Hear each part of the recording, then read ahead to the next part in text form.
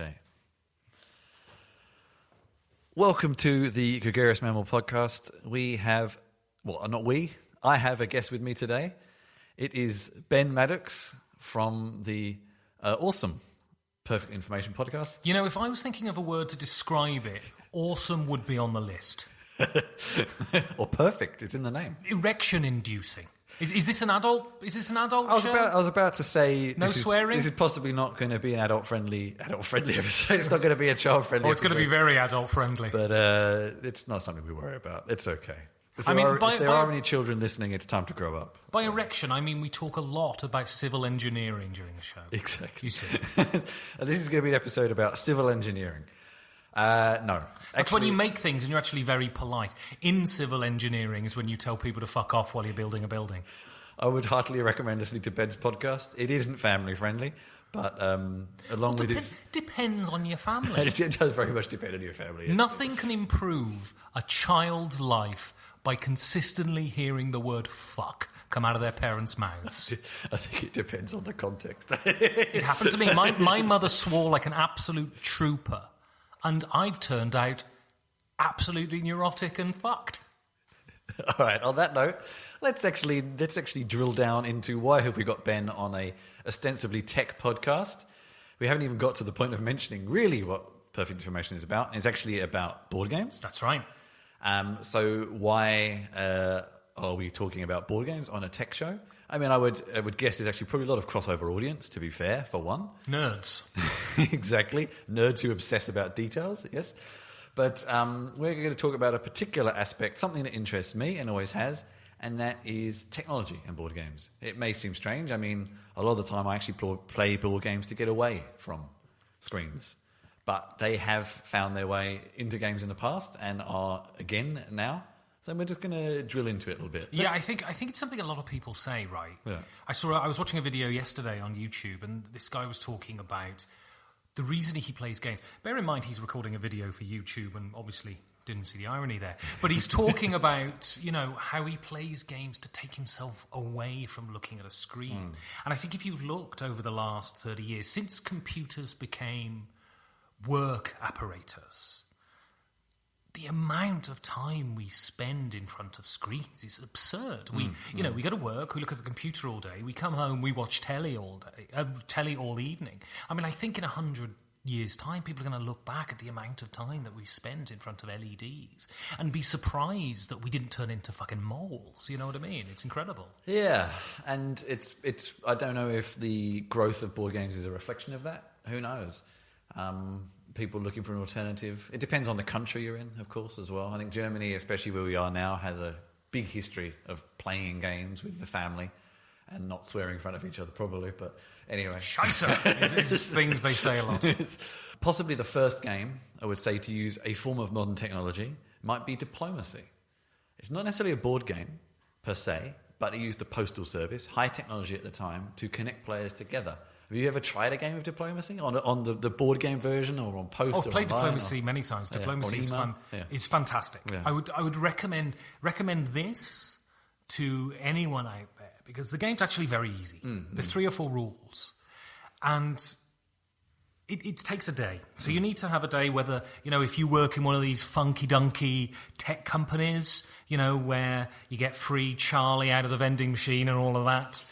For a team building thing that people who do real jobs do, right?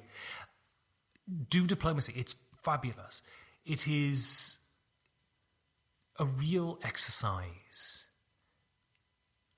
in deceiving other people plausibly. And it's wonderful fun. Some people get really offended. I'm always surprised at people who get offended. I mean, deception is baked into diplomacy. And so you should expect it and not be offended when people do it. Yeah. But diplomacy is great, and it's really funny. Later on, we're going to talk about what I do on the internet, games I play over the internet.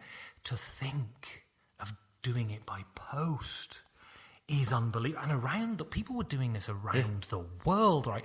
Putting their moves into a letter from Denmark and sending it to in America. It's insane. And it started in, actually, it's not as old as you initially think. It's around the 50s, 1954 It's Yeah. kind of the first commercial version.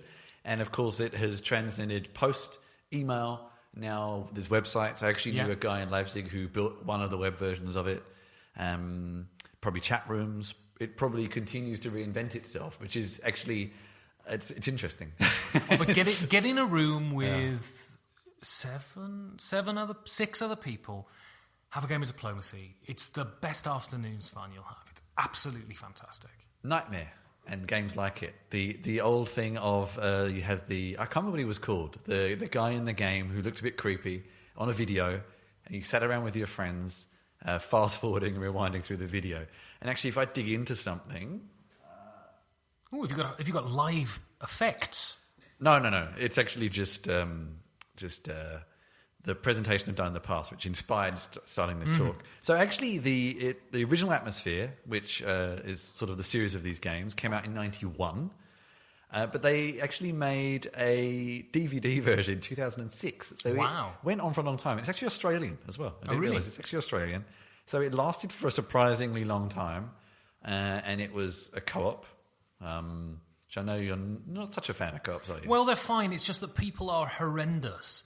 And so competing against them and seeing their disappointment is great. Trying to get people to work together. The world has shown that it's an impossibility. So trying to, in my free time, having to try and get people who, everyone's a sociopath, essentially, to work together is nightmarish. So I tend to avoid them. Boom. Very good. I'm not sure if that was intentional, but very good. Nothing is intentional. Can you tell he's an actor? Okay, do you ever play Atmosphere, though? I think I never played Atmosphere. I mean, it seems to me, I think before Atmosphere, there's a very famous game called Dark Tower. Okay. That I never had as a kid. I think it was called Dark Tower, the Black Tower, something like this. And I never had it as a kid because it was really expensive, but it was this board game with a tower in the middle, and you'd do an action, then you'd press it, and the tower would go, "You are about to die," or something like that, and it would dictate your actions. And then from there came Atmosphere. Mall Madness, I think, had some of that. Actually, this is a good point. There is the physical technology in some of these games from the 80s and 90s as well. But I think what really makes these games, shows that they're a sort of aspect of their time, is they're not very good. They're not very good games. They have a central gimmick, which is interesting, and you play them maybe once, maybe twice, and you laugh at the funny acting with the guy going, "Stop, you miserable can," or whatever. Yeah. And I think that's how the guy in Atmosphere did speak. So something like that. and then now they get played by people at board game conventions in this very knowing, postmodern, ironic manner, but they're not very good. No. And they last a long time. And it wasn't until board games started to get really good, where especially sort of America started adopting the tropes of German board game making, that the board games started to improve. And then if you look at the recent raft of games that have technological advancement, the games are good first, and the technology is to supplement that quality. Okay. But you actually have games. It's not just a gimmick, right? Before we come to the modern era, one thing I'd just like to say, twisting it slightly on its head. Do you remember, because we're both English originally. And of an age. And of an age. You actually have the right age. Do you remember Nightmare, the TV show, which flipped this on its head a bit? It's originally a French show. I'm one of the few people who never loved it. Okay. I'm too young to remember if I loved it or hated it. There's a huge amount of nostalgia for this game. So much so that at the UK Games Expo this year, they had a live-action version of Nightmare, right? And I don't know. I don't know why it never... Because it captured so many... Because it had the shonky 8-bit graphics, and it was sort of virtual reality, and that was right down my alley at the time, but I never really gelled with me. Okay.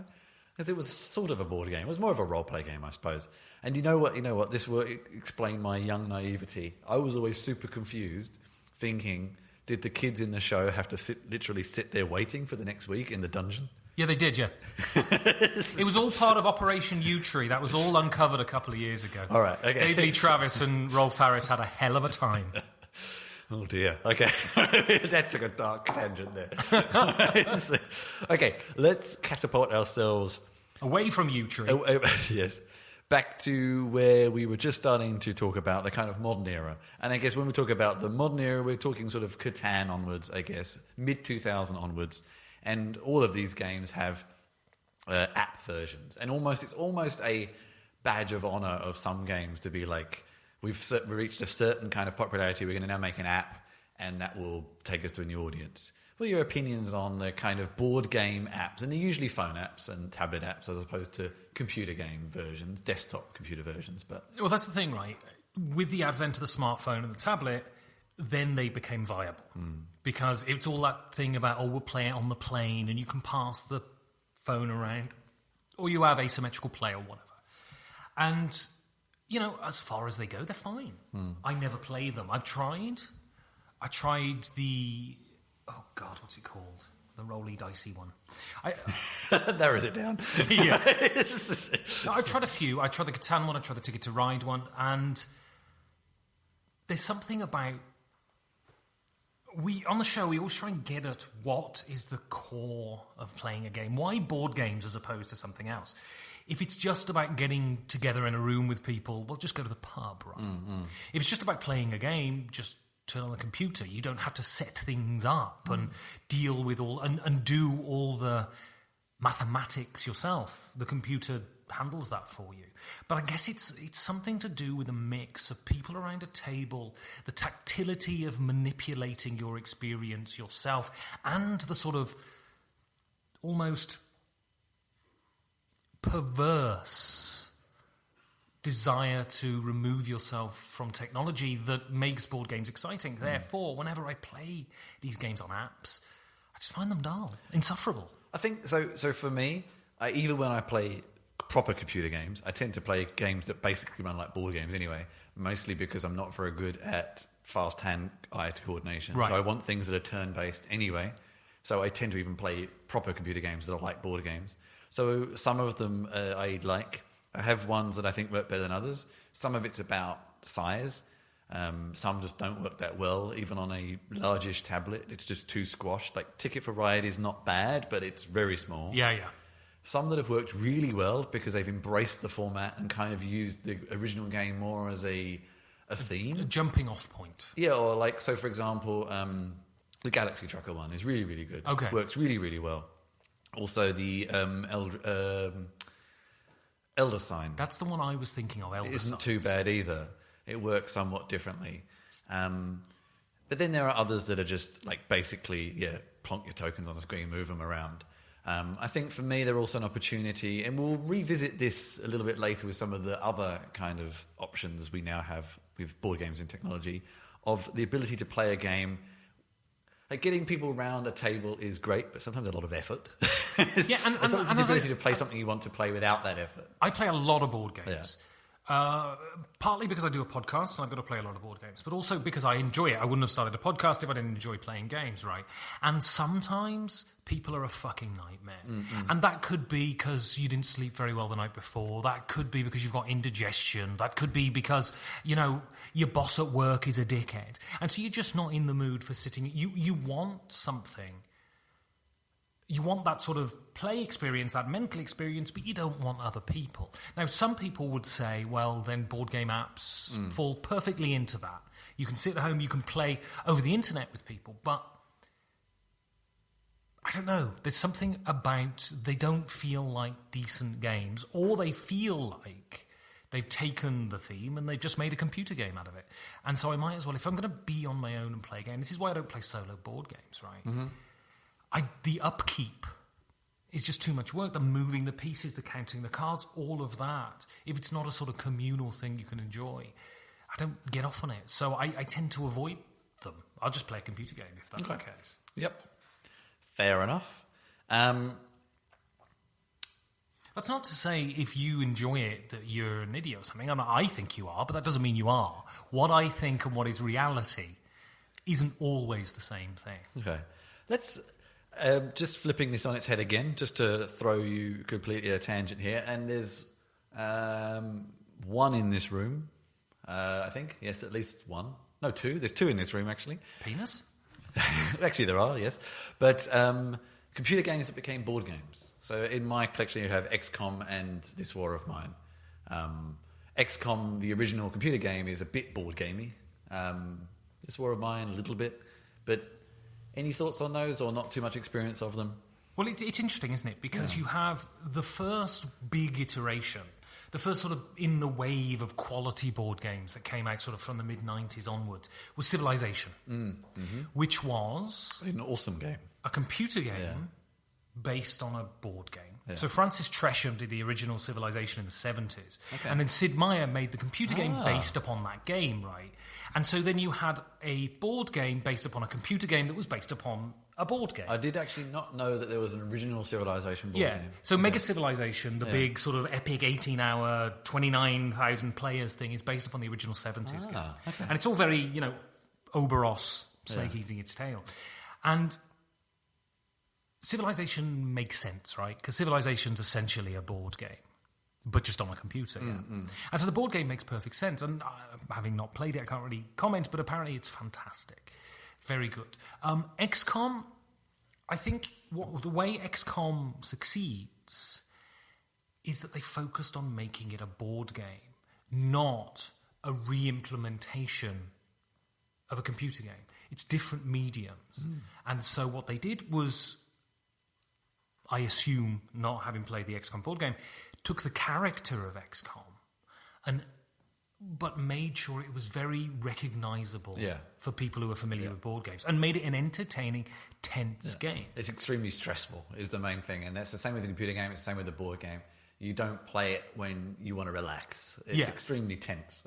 I mean, art does it all the time. Books get turned into films, films get turned into books, and as long as when it succeeds is when the person doing the adaptation understands the medium they're adapting into. And so they're able to take what's best about the medium they're adapting into whilst keeping the character of the thing they're adapting from. And it's the same with computer games to board games and vice versa, I'd assume.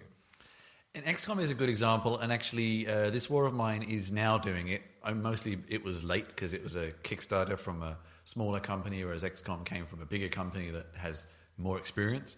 They are games based on games with an app, right? Which is even more interesting. So, and we also have. So again, it's been a growing trend. There's XCOM that sort of was one of the first to do it well, anyway, and the new Mansions of Madness, which actually I think you've played that, haven't you? I haven't played the new one. Okay. The new one is much better than the first one, and the app is really very good. It really plays a very good role of a narrator, of a pace setter. It gets tedious in places when it asks you to set up rooms, because sometimes you just wish it would just tell you where to put everything instead of it does it all bit by bit all the time, which can make it a bit long-winded, especially when you've played the game a few times. But it also, somewhere, I don't know if it's pure coincidence or it's intentional, hopefully, it does a very good job of getting the tension right. The game seems to start with a flurry of activity, then it kind of slows down and nothing's really happening, and then suddenly it gets really tense towards the end, and every time I've played it, you pass or fail at like the 11th hour, usually. Right. And it does a very good job of telling you when you're taking too long, if there's something you maybe should have done, or something might happen, like people might die, etc., etc. It's quite good at prompting you to do things to progress the narrative without being too obvious about it. It actually does a very good job.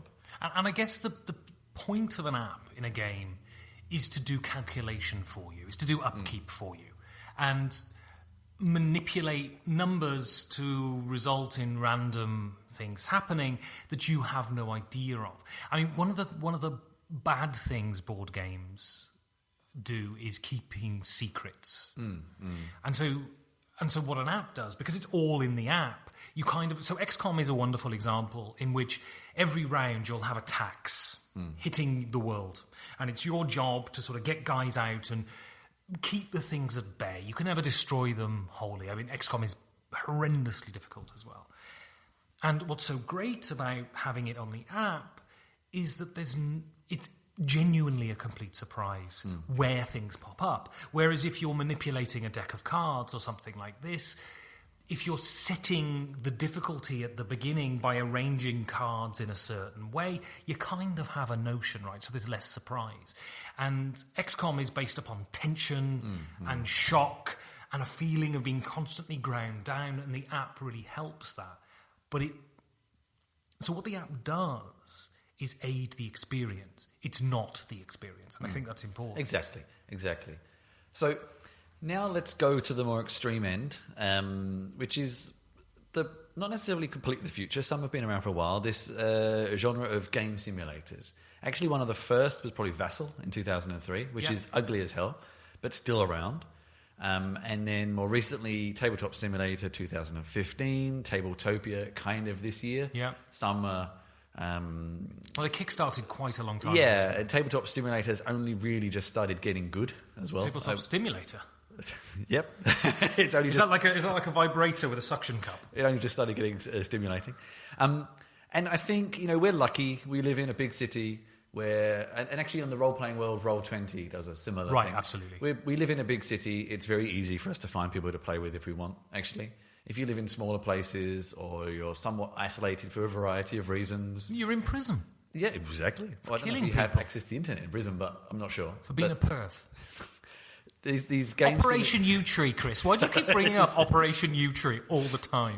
Do you have a lot of UK listeners to the show? Actually, no. Oh, really? I was looking at the analytics recently. Not so many, actually. Get on Google, look up Operation U-Tree. Anyway, these tabletop stimulators. Stimulators? Yes. Is that like a dildo, the suction cup on it? I'm getting a bit of deja vu now. They kind of emulate the whole game completely. Some with varying elements of legalness. Some are official kind of... Now with the more recent batch, there are official kind of versions of. With Vassal, they were more vague around the legalities of them. I've tried them a bit. As I say, I don't have much need, but as a technology person, I find them fascinating. They provide no AI or mechanics. It's purely a way of emulating a table and dice and cards and things like that. You need to know the rules of the game. Exactly. Like a board game. Yeah, and you need to know the rules of the game. Personal experience of trying to develop for Tabletop Simulator especially, it's actually quite hard. Getting the pieces the right sizes and things like that was actually quite a lot of effort. I'm not sure about Tabletopia. I was supposed to do some work with them and then didn't hear anything. But have you ever tried any of them? Or... If you'd have asked me a month ago this question, I would have said to you, I'd have been quite sort of adamant that they were pointless and useless and not a lot of fun. And then I got asked to play Through the Ages on boardgamingonline.com, which is, I think it's okay legally. I think it's okay. And this is very rudimentary. Yeah. And you play Through the Ages. It has one game and it's Through the Ages. And it's taken me, 3 weeks. And the game's still not over. It's asymmetrical. And it's actually surprisingly good fun. So what they offer is a long-term experience. They offer that sort of way of taking the piss out of each other on Twitter and all of this sort of stuff. And it's fine. I prefer the game in front of me, but it's fine. I think where things like Tabletop Simulator and Tabletopia and things like this really shine, though, is, well, twofold. Firstly, playtesting is absolutely fantastic. I think they will improve the quality of board games because you can have blind playtest groups all around the world who don't need a physical copy of the game. I mean, a big problem is, you say, oh, would you like to playtest my game? Yeah, great. You send them the PDF files, and who the fuck prints them out? I know. Basically what I was using Tabletop Simulator for was for playtesting. Yeah. So that's really great. And also, interestingly, in the way that I guess TV made people hearken to the cinema experience, even though cinema thought that TV would be the death knell, and it ended up making the cinema a unique experience and actually much more attractive.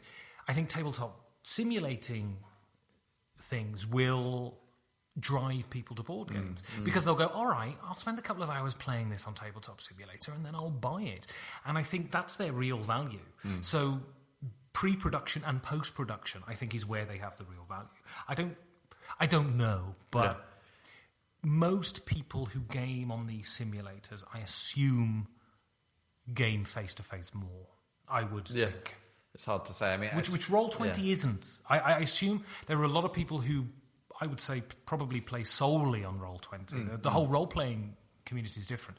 But with the tabletop gaming, it's an addendum as opposed to... In terms of actual games, I have only played on Roll20 when I was not living in Berlin, when I was living in Leipzig, a smaller place where it was harder to find, especially English-speaking role-playing. I played some games there. And, I mean, role-playing, you're mostly just talking to people, so it works reasonably well. Yeah. And you still get mostly the same experience. You don't get the bonding experience of beers and snacks and things like that, but... Well, you have them to yourself, of course, but... I do most of my drinking alone. So that's kind of where we're at the present. I mean, do you have any ideas about... Is there any space for technology in board games in the future? I've heard what could happen next. I've heard some people talk about taking the simulators to the next logical step with things like VR. Yeah. Is that one of them? Are there others?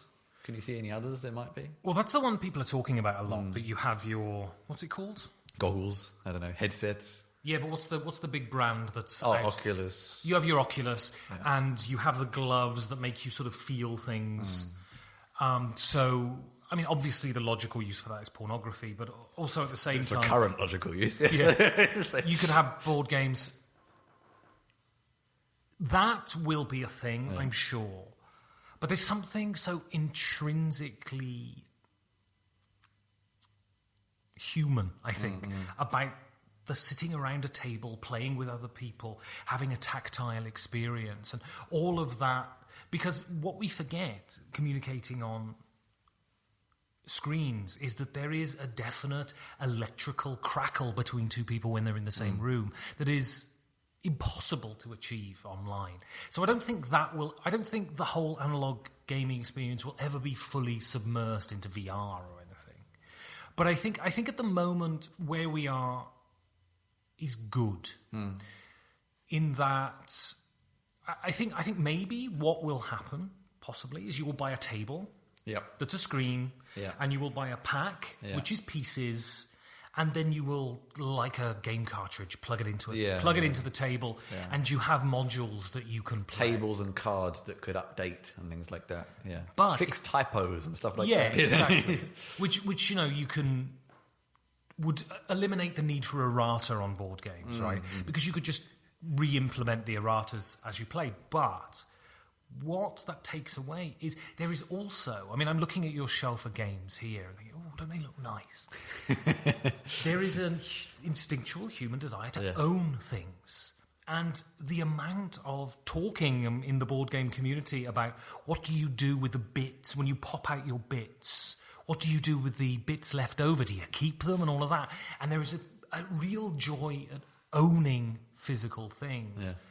And especially the more computers become integral to our lives, I think the more we'll desire physical objects. So I don't see a complete submersion of technology into board games. Board games will still remain a fundamentally analog thing, I think. Otherwise, they verge too much into computer games anyway, which is a whole separate industry. Yeah. And a big industry. Absolutely far bigger. Yeah. It's night and day, the size. Okay, I'm going to end on a slightly tangential topic, and one that you may feel like you have nothing to say on it, but I actually feel like you might. We'll see. I can literally talk bullshit on any topic for any length of time. It's my intriguingly titled section about computers that play games. I mean, we have the one from history of Deep Blue playing chess, and then more recently we have the Go computer, the AlphaGo playing Go. But then it's interesting, I did a bit of research into this when I put together my initial presentation around this, because people always said chess is simple, in quote marks, for a computer to process, because it's a lot of just mechanics that you can model quite easily in a computer.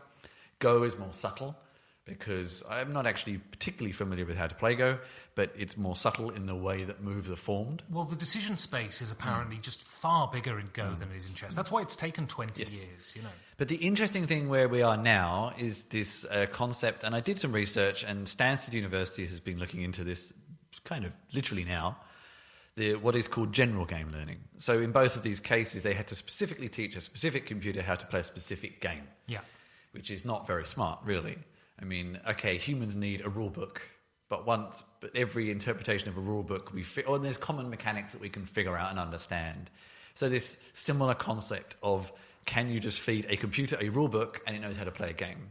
And obviously the rule book will be encoded in a particular way. Well, we see it knows how to play a game. What do you mean? It knows how to play a game sensibly. So again, this is an interesting point, and this is an interesting point of the difference between chess and Go. Chess, there is one winner and one loser, and you either win or you lose. There's no points, there's no grey area.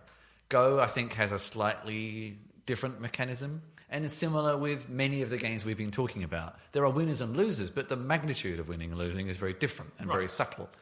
And you have third place and fourth place and things like that. And this is another difficult concept to actually encode. It is not the winning is not black and white.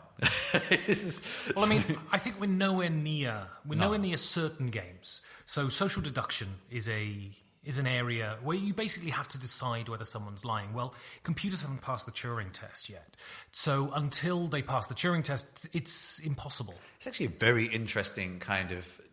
I would actually almost encourage computer programmers to look down that avenue instead of the bigger, broader mechanic, because it brings all sorts of other discussions in as well. Actually. If you can convince a computer to lie convincingly, then we're all dead, right? We're all going to be paper clips in 10 years.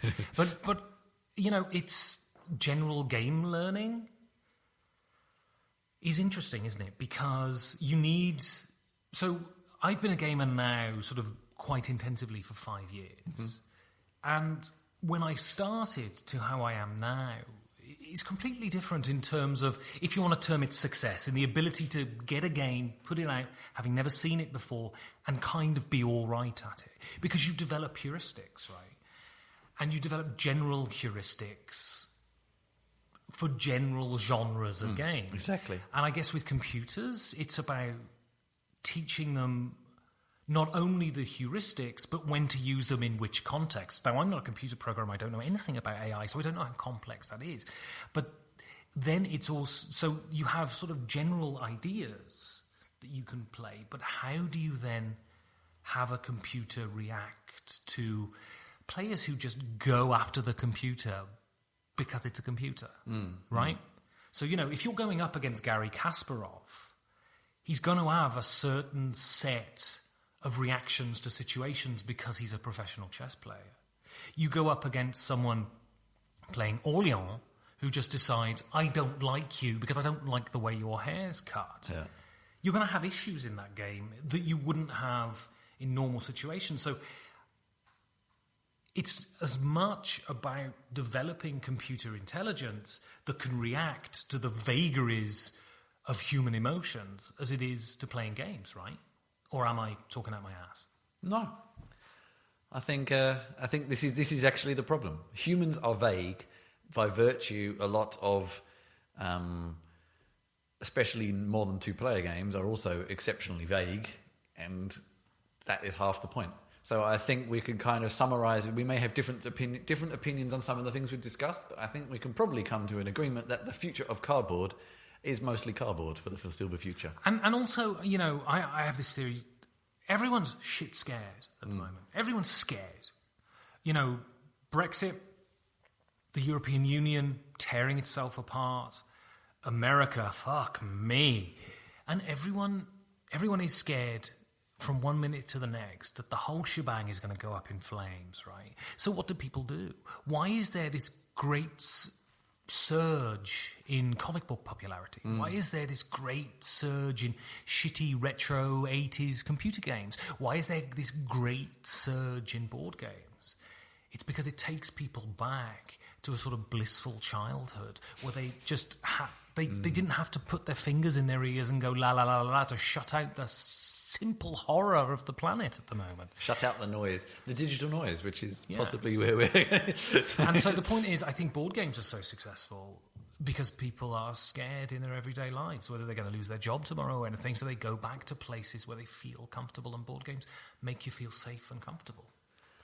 All right, on that note, that's a serious note, but Ben, give some people some more digital noise. Where can people find your podcast?